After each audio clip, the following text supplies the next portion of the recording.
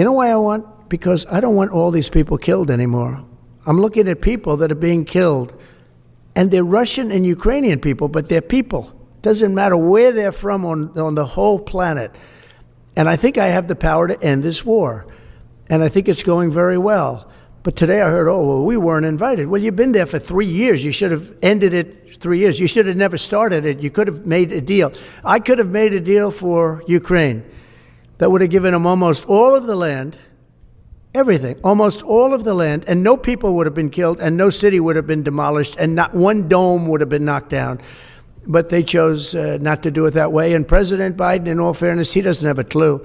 What he was so bad for this. He was so bad, so pathetic, so sad. But with all of that being said, look, it is what it is. When I left, there was no chance that this could have happened. But it happened because we had incompetent leadership at many different levels.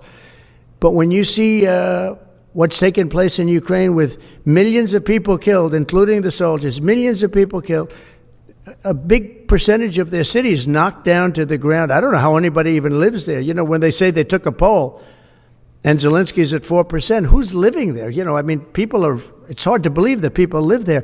Their cities are being knocked down. And this is something that would have never happened. And by the way, for 4 years, it didn't happen. It was never going to happen. Go ahead.